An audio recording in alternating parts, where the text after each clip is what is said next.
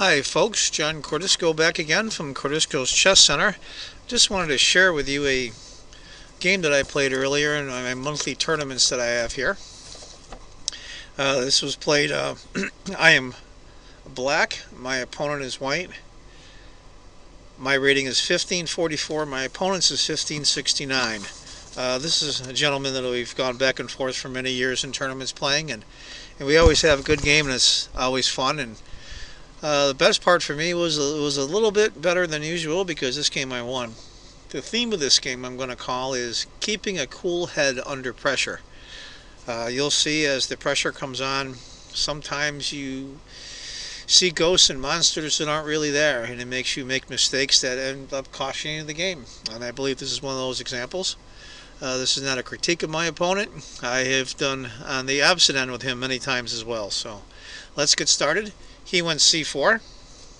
I went e5. What I'm going to do, if you see on the bottom of the screen, I'm going to let the computer check out the moves.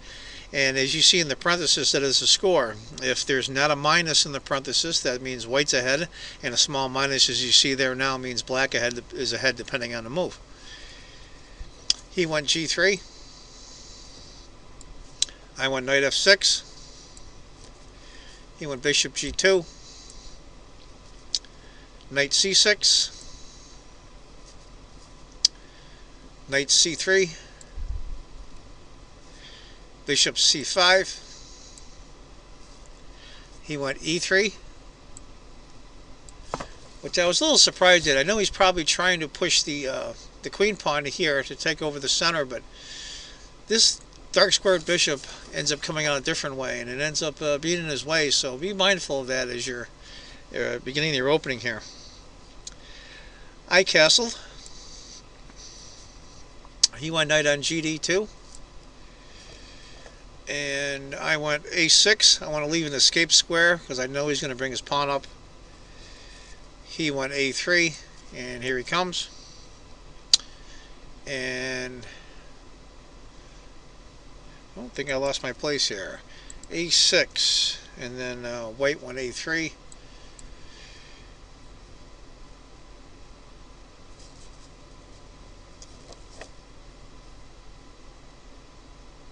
Knight to g2. Let me try this again. Move 6. d6. I'm sorry.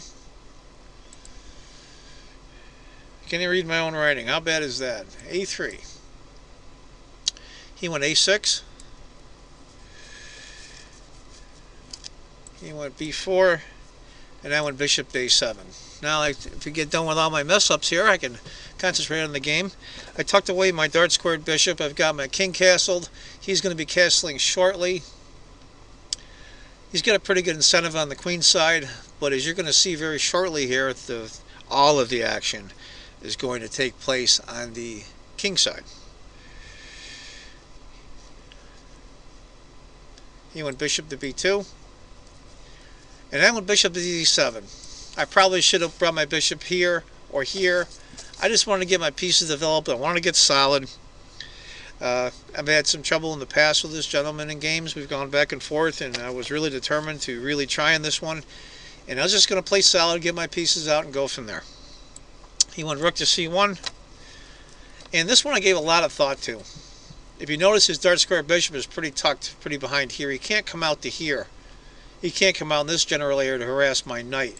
So I'm going to put my queen on c8. As you can see, I'm trying to bring my bishop to h3 to get rid of his light squared bishop. He made a light square weaknesses around his king to fianchetto his bishop. So queen to c8, white castle. Of course, I went out with my plan, bishop h3. He went rook to e1. I played bishop takes. He played king takes. This one I gave a lot of thought to as well. I was trying to put some pressure on him. I was trying to make him maybe buckle under the pressure, which ended up working, but according to the computer, queen to e6 is probably the best move. I put him all the way out right on g4. Not going to fool around. I'm going to put him right out in the open. I've got some pawns coming. I've got a knight coming. I've got my f pawn coming, my h pawn coming. I wanted to put some pressure on him. Maybe get him flustered a little bit. I think it worked because he went queen to c2, which ends up taking the entire queen out of the game, for the rest of the game, I should say. In defense of the king, the poor queen couldn't help. I went e4 immediately to cut off just the illusion of pressure. Right now, there's a check here. He looks pretty naked. He doesn't have much support from his pieces. And he went h3, kicking the queen, which is really a wasted move in a lot of ways because I was going to check here anyway. Queen f3 check. He moved his king back. And I went knight e5. Might as well start coming in. And you can see from the bottom of the score here, I'm not really up that much. And that's part of what I was going to tell you about. It's the illusion of the attack is really much stronger than it really is. And the illusion puts pressure mentally on my opponent, I think, and basically causes him to make some small errors that eventually lost him the game. So he went rook on c to d1. He was probably just looking for a move here. He's probably waiting to see what I was going to do. Now the computer says go c6. It's probably a good idea to stop the white knight from coming here. But I wanted to go h5. I wanted to put pressure on his position. I want him to feel the pressure mentally. And he went knight to d4, threatening my queen. And this is my bishop tucked away. Does a good job. Bishop takes d4. And the pawn takes. Now this is where I put my knight right here on d3. Now this thing is a monster. As you can see, there's no light squared bishop to chase him off. There's no pawns at either one of these files to chase him off. And he's in the main attack with the queen. And queen and knights are very well coordinated together.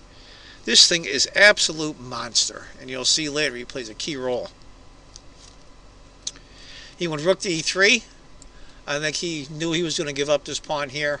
Just a matter of time. He's trying to bring some pieces in, I think, to help him with the attack. Queen check. King to h1, of course. And I went queen back to f5. As you notice, I'm putting pressure on his h-pawn on h3.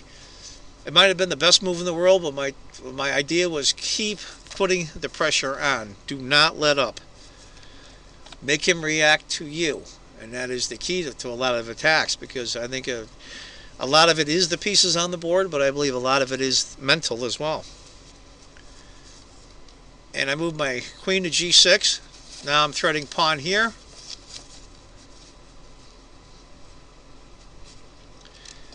He went rook to f1. Now you'll see on the score on the bottom, it's starting to slowly creep up in black's favor. That minus is in black's favor. I continued on, h4. Just keep piling on. Do not let up. He went knight to e2. I think he's trying to bring another piece into the attack. As you see, it's starting to go higher here on the score on the bottom. He's starting to panic a little bit. He started to throw pieces towards his king, and hopefully it'll help. I went knight to h5. More pressure on. Now we have 1, 2, 3 attackers on this g-pawn in front of his king, and he only has 2 defenders. He's 1 defender short. He moves king to h2. He gets out of the pin. And I come on another pawn, f5. Just barreling down his position. Right now the computer shows almost 3 pawns up. That's almost a full piece. He went knight to f4. And look on the score on the bottom here as I make this move. It's 2.5 pawns up, and bang, it goes to over 9, almost 10. That's a full queen. What he didn't consider is, and I think this is where I got him, he got flustered. He just wanted to get rid of some of the attacking pieces, even if it cost him a pawn. Did anything to stop the attack. Well, the problem is this g-pawn is guarding his knight. And unfortunately, when pawn takes check, I've got 1, 2 pieces guarding that. And that means he loses. King to g2. It's important to take with this knight on h, just to keep the pressure on, keep the pressure on, keep the pressure on. King to g1. And on the bottom of the screen, you'll see, I kind of chuckled when I just saw it. It says mate in 12. Well, mate in 12. I don't think I can calculate a mate in 12, frankly. I doubt if many grandmasters can. Some of the elite players might be able to, but mate in 12 is a little bit beyond me. So I looked at it here and I thought to myself, look at all this. I got 1, 2, 3 pawns in the attack. 1, 2, 3 major pieces. Even if I have to, my king can come up to here and I can bring my rook over and rook over. I mean, and look at this, queen is out of play. This bishop is worthless. This rook's playing somewhat of a role, but, and if you notice, my poor h-pawn, he did a really heck of a job. That's him here now. He did a heck of a job in breaking down the defenses. And I didn't have to sacrifice pieces or a lot of pawns to open them up, which is very unusual. And I'll just go through the rest of the game. I went g2. Excuse me. The threats are obvious. Pawn takes rook, queen, check. He can't take because it's guarded by the knight and the queen. I'm threatening knight here, check. He went rook to d1 just to get him out of the fray. He was afraid of all these forks. You've got to figure out all these forks and these two knights. These two knights are just brutal on his position. I went queen to h5. Now I'm coming as well. What this was is I'm attacking this pawn here. Also, this queen is overloaded. She's guarding this rook as well as this bishop. Knight takes bishop, queen takes the rook, and he loses the rook. He saw that, of course. And bishop to a1. Knight to h3 check. And here it comes. King takes. Has to. Queen to g4 check. Guarding the knight and attacking his king. He blocks with the rook. I go knight to f4 check, and my opponent resigns. And it says mate in 4. We'll follow the mate on the bottom just to go through it. This king to f1. Of course, he loses the rook. Sacrifice your queen. And queen to g2. And king to e1. And knight takes d3, which is a really cool mate. That's a cool mate. With the knight, you can see the coordination of the knight and the queen is just awesome. Just awesome. There's no better combo than attacking a king than a knight and a queen. Well, that's it for tonight. I hope you enjoyed the game. My theme is this game is called Keeping Cool Under Pressure. I hope you enjoyed it. Any comments or suggestions, please leave in the comment section. Please subscribe. I would appreciate it. And again, if you think chess is just a game, you're not playing it right. And as my buddy the Backyard Professor says, I will see you in the next video. Bye-bye, folks.